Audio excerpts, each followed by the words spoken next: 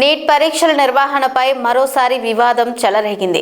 తరచూ పరీక్షల రద్దు, అవకతవకలపై ఆమ్ ఆద్మీ పార్టీ కేంద్ర ప్రభుత్వాన్ని తీవ్రంగా తప్పుపట్టింది. విద్యార్థుల భవిష్యత్తుతో ఆటలాడొద్దని పార్టీ రాష్ట్ర కన్వీనర్ హేమ సుదర్శన్ జిల్లోజు డిమాండ్ చేశారు.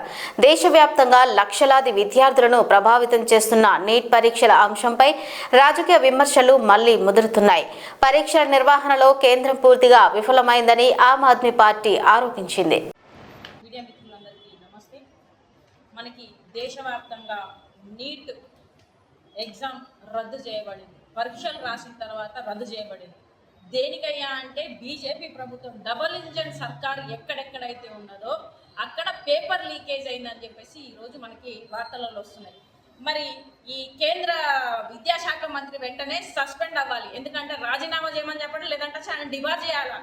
చాతగానితనంగా ఎందుకుంటున్నారు? 22 నుంచి 23 లక్షల మంది విద్యార్థులు ఈరోజు వాళ్ళ జీవితాలను వచ్చేసి బలి చేసినట్టే కదా.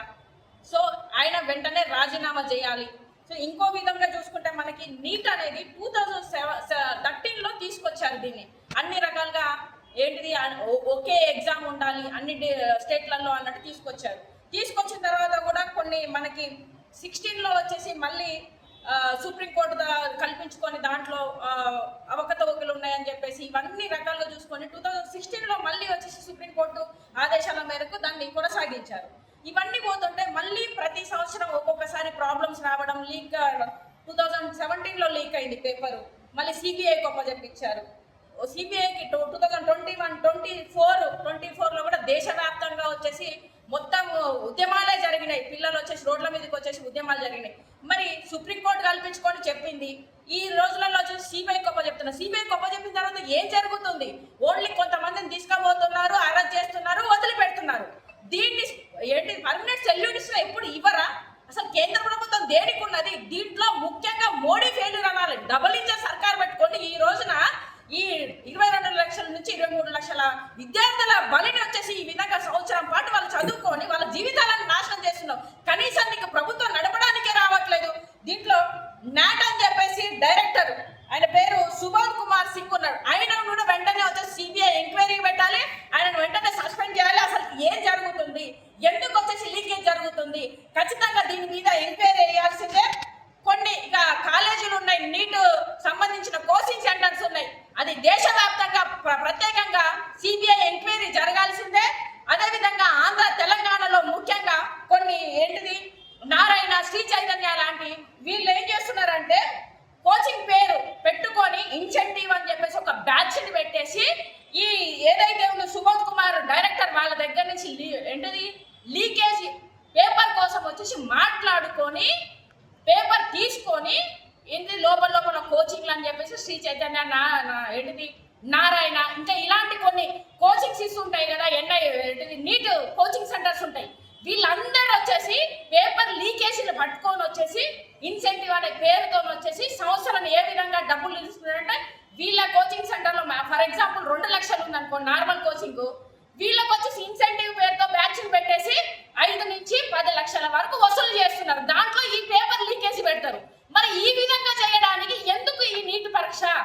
దీనికి బదులు దేశవ్యాప్తంగా అందరికీ దీనికి ఒక సొల్యూషన్ కావాలి అంటే ఆన్లైన్ వచ్చేసి నీట్ ఎగ్జామ్ రాయొచ్చు కదా.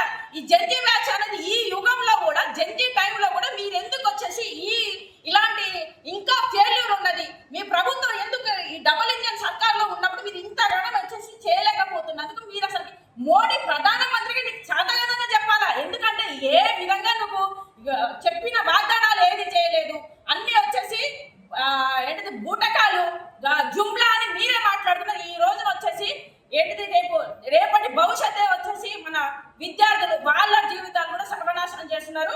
ఈ రోజున మీరందరూ అసలు రాజీనామా చేయండి. ఏదైతే సుబోధ్ కుమార్ సింగ్ అనేది ఖచ్చితంగా వచ్చేసి ఆయన డిస్మిస్ చేయాల్సిందే, డిబార్ చేయాలి. ఇంకొకసారి ఎక్కడ కానీ ఆయన ప్రభుత్వ ఉద్యోగులలో లేకుండా చేయాలి. కేంద్ర మంత్రి విద్యాశాఖ మంత్రి కూడా రాజీనామా వెంటనే చేయాలని చెప్పి మేము డిమాండ్ చేస్తున్నాము. అదేవిధంగా ముఖ్యంగా ఆంధ్ర తెలంగాణలో కూడా నారాయణ, శ్రీ చైతన్య కాలేజీల వాళ్ళు వచ్చేసి సామాన్య ప్రజలు గ్రామీణ స్థాయిలో ఉన్న కోచింగ్ సెంటర్స్ కానీ డిస్ట్రిక్ట్ వైజ్ ఉన్నాయి, వాటి మీద పెద్ద ఎత్తున వీళ్ళందరూ చదువుకొని అన్ని రకాలుగా అందరికీ సమానంగా ఉండాలి. ఈ ఇన్సెంటివ్ పేరుతో వచ్చేసి పేపర్ లీకేజీలు పెట్టుకుంటే ఇవన్నీ ఎందుకు? వీటన్నింటినీ ఏంటిది నారాయణ కాలేజీలో, అలాగే ఏదైతే నీట్ ఎగ్జామ్స్ కోసం కోచింగ్ ఇస్తున్న అన్ని సెంటర్లో వచ్చేసి సిబిఐ ఎంక్వైరీ జరగాల్సిందే, వాళ్ళ మీద చర్యలు తీసుకోవాల్సిందే. దీన్ని వచ్చేసి అన్ని దేశం వ్యాప్తంగా వచ్చేసి ఖచ్చితంగా వాళ్ళకి ఏదైతే పిల్లలు ఈ సంవత్సరం వచ్చింది పోయిందో దాన్ని మళ్ళీ ఎగ్జామ్స్ పెట్టాల్సిందే. ఎందుకంటే వాళ్ళ జీవితాలను బలిగొన్నారు. దాని మీద ఏంటి చర్య తీసుకోవాల్సిన చర్య ఖచ్చితంగా తీసుకొని ఆ 22 నుంచి 23 లక్షల పిల్లలకు న్యాయం జరగాలి అని చెప్పేసి ఆమ్ ఆద్మీ పార్టీ నుంచి మేము డిమాండ్ చేస్తున్నాం. ఖచ్చితంగా నెక్స్ట్ ఇలాంటి ప్రాబ్లం రాకుండా ఉండాలి అంటే ఆన్లైన్ ఎగ్జామ్స్ అనేది పెట్టాల్సిందిగా మేము కోరుతున్నాం, డిమాండ్ చేస్తున్నాం. ఎందుకంటే పిల్లలకి జెన్జీ బ్యాస్ట్ ఖచ్చితంగా వాళ్ళకి ఏంటిది మన కంప్యూటర్ సిస్టమ్ అనేది అందరికీ తెలుసు కాబట్టి దాని మీద చర్య తీసుకొని ఆ విధంగా వెళ్ళాలని చెప్పి ప్రభుత్వాన్ని కూడా రిక్వెస్ట్ చేస్తున్నాం. ఇక మీద ఇలాంటి నీటి వల్ల వచ్చేసి చాలా సూసైడ్ అటెంప్ట్స్ జరుగుతున్నాయి. ఇవన్నీ కాకుండా మైండ్ డిస్టర్బ్ కాకుండా ఉండాలి అంటే దీని విధంగా వెళ్ళాలని చెప్పేసి పార్టీ నుంచి డిమాండ్ చేయడం కూడా జరుగుతుంది.